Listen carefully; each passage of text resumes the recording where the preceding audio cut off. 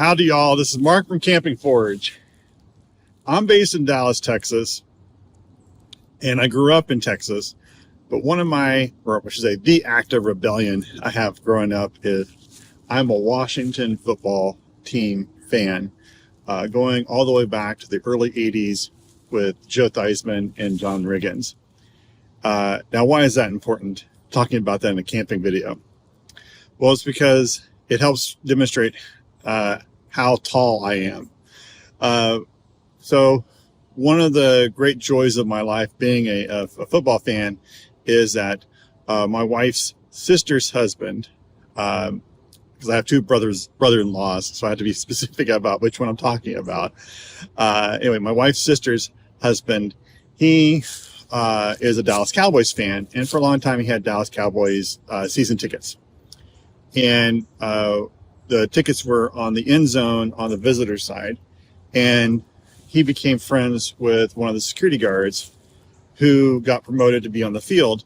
And one of the perks for having that job was he could let certain people on the field, of course, this is all before the pandemic and stuff, where we could go on the field when the visiting team, when the teams came running out of the tunnels. So I got to go on the field when my favorite football team came running out of the tunnels to start the game. And two things I remember that, like how exciting it was. And second thing was that when you're 6'4" and 250 pounds, when the NFL players come running out of the tunnel and you're standing right next to them, you realize they're not that big to you. To most people, they're huge. But to me, I thought they would be bigger. Now, don't get me wrong. My 250 pounds is, I'm not muscular. It's not well proportioned. It's mostly from a diet of nachos and Dr. Pepper. But I'm working on that. And I should say working on improving that. But anyway, and the football players are, athletic Greek god specimens. But the point being is, I wanted to give you a sense of how tall I am. And how does this relate to camping and backpacking? So if you're a tall person like me, and you're starting to look for camping gear, or more particular, backpacking gear, you have some unique challenges because a lot of this stuff has to, it has to fit us. So for example, I always think of three things to consider here. The first is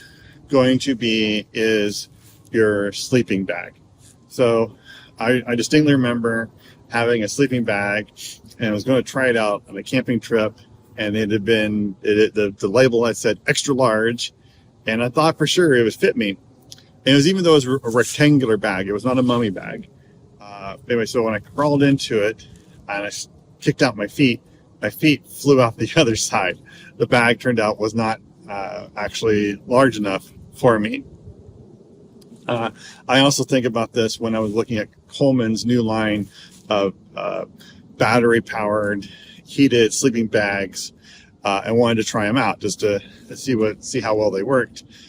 So Coleman has these mummy sleeping bags that take these new batteries that Coleman's making, and it's heated. But unfortunately, the tallest you can fit in that mummy sleeping bag is 6'2", and I'm 6'4", so I couldn't fit into the sleeping bag. So nowadays, don't worry, I have a bag that fits me. Technically, it's a camping quilt, but anyway, so if you're tall, particularly if you're over 6 foot, you have to start taking a look at your sleeping bags, and making sure that they're going to fit you properly. And if you can, go to the store, try them out. If you order them online, always make sure you try them out inside that time you can do your online returns. All right. The next thing we're going to think about that's crucial around size or height particularly is your backpack. this stands out for me because I just came back from a 26-mile 5-day or 6-day 5-night trip through Big Bend National Park, and I thought I had a properly sized backpack. It was a Teton extra large, or sort of Teton like 9,000, something like that. It's their grand, I'm sorry, yes, I think it's Teton 5,000, I think is what it is. But it was a 90 liter. So it's a huge bag. It could hold like my entire life in it. Unfortunately, what I found out is the bag itself is sized only for torso 22 inches. So that's the when you measure your backpack, you have to do your torso measurements. So the backpack is only max length is 22 inches. Now that covers probably like 90% of the population, maybe even 98% of the population. I'm 24 inches torso. So that's why the bag actually was a little bit too short for me. And so I have a new pack coming in, getting ready for my next through hike planning in coming up in a couple months in Florida. So more importantly is, if regardless of your height, I encourage you to get yourself properly measured for a backpack. You can go and learn how to do that online, but give it REI or some other kind of outdoor stores nearby. Just go in there and in a couple of minutes they can measure you. The next item on our list it can be a challenge for tall guys in particular is finding the right size backpack. So when you are buying a backpack, or just say before you buy a backpack, make sure you get your torso measurements done. You can do these at home. REI has a great video showing you how to do it, or you can go visit an REI store or some other outdoor store. They should be able to measure you for you, and you'll know your torso length. And then when you're looking at your backpacks, you'll know if the backpack is properly sized for you. And this can be a challenge, particularly, I said, if you're over 6'2". For example, I'm 6'4". My torso length is 24 inches. So the number of backpacks that I can use for true backpacking, meaning I'm going several days out into the field, where the size matters a lot in terms of comfort and ability to carry everything, is a lot. That number of packs I can choose from gets a lot smaller than somebody who is shorter. So for example, I have a Teton bag. It's 90 liters. It's the grand model. It's the largest model, but the maximum torso length on it is 22 inches. So it turns out it's actually too small for me. But still, it's a great bag.